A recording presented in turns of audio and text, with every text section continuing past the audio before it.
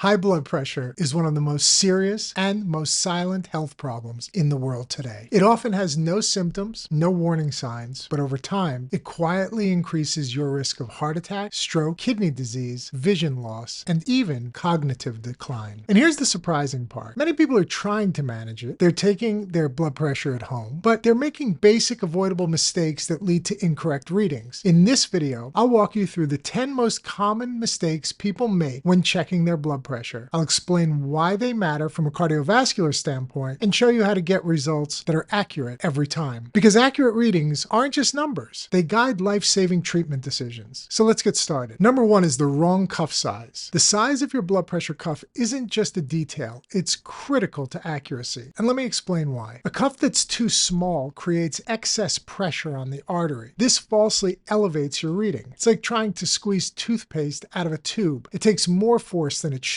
On the other hand, a cuff that's too big may not compress the artery properly, and that leads to readings that are too low. What to do instead? Measure the circumference of your arm, the upper arm, ideally halfway between your shoulder and your elbow. Then match that measurement to the cuff's size chart. If your arm is over 13 inches, for example, you may need a large adult cuff. Here's a tip. Don't just trust the cuff that came in the box. Many people need to buy the right size separately. Number two, incorrect arm position. Your arm position matters more than you might think because gravity influences pressure. Think of it like a hose. If you lower it, water pressure builds. If you raise it above the faucet, flow decreases. Your heart is the reference point. So if your arm is dangling below your heart level, your blood pressure will appear higher than it truly is. If it's too high, it'll register too low. So what to do? Sit at a table, rest your elbow on a cushion or a rolled towel so the cuff is level with your heart. Keep your palm facing upward. That's the neutral position we want. Number three, bad body posture. Let's talk posture.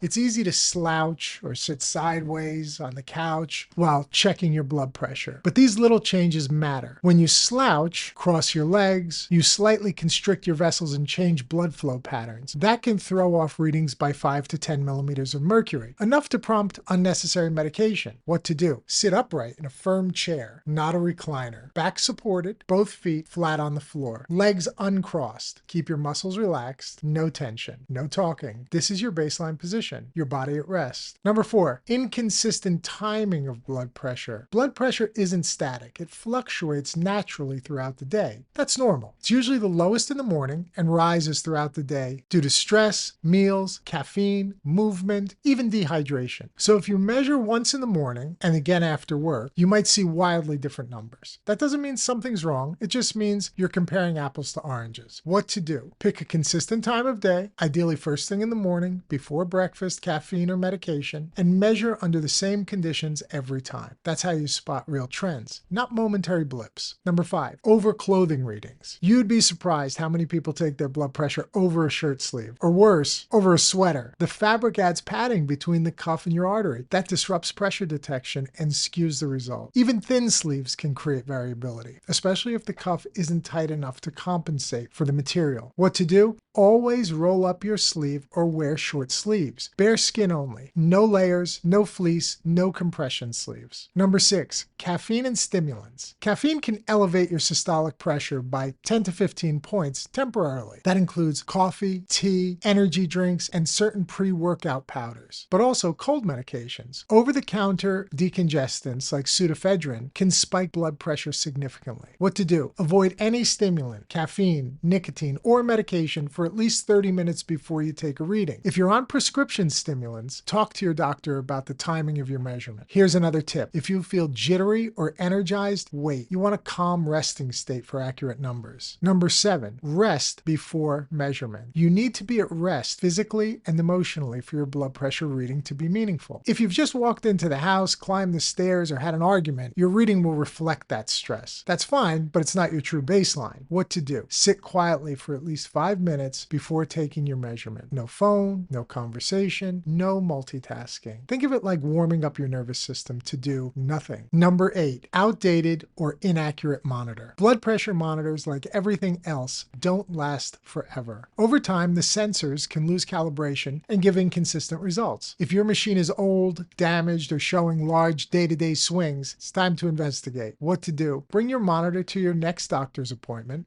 and compare its reading with the clinic's device. If there's a big difference, it may be time for a new one. Here's a bonus tip. Look for monitors validated by the American Heart Association or with clinical grade certification. Number 9. One blood pressure reading is just a snapshot, and it may not reflect your true average. Blood pressure can change every minute depending on your mood, position, hydration, and breathing. So what to do? Take 2 or 3 readings, 1 minute apart. Write down the average. This gives a far more reliable picture and is what most doctors prefer for decision making. Number 10. Talking or moving during the reading, even subtle movement like shifting your weight or speaking, can raise your blood pressure. Talking activates your sympathetic nervous system, increases heart rate, and skews the result. So what to do? Stay silent, still, and relax throughout the entire measurement. Focus on your breathing. It only takes about 30 seconds. Make it count. The takeaway you can't ignore? Let's be honest. It's easy to overlook these details. You might think it's just a number. It'll average out. What's the problem with false numbers? Well, if your numbers are 10 or 15 points higher than they should be reading, you may be getting medication that you don't need. On the other hand, if your numbers are running 10 or 15 points lower than they actually are because of faulty readings, you might miss a diagnosis that could save your life. Hypertension, high blood pressure, and you might need to make some changes or even start on medication. So the number is extremely important. So let's review. Use the correct cuff size. Keep your arm and body in the proper position. Take your readings at the same time each day. Avoid caffeine and stimulants before measuring. Rest beforehand and stay silent during the reading. Take multiple readings, not just one, and make sure your monitor is accurate. Hey, I'm Dr. John Chuback. I'm a board-certified cardiovascular surgeon, and if you found this helpful,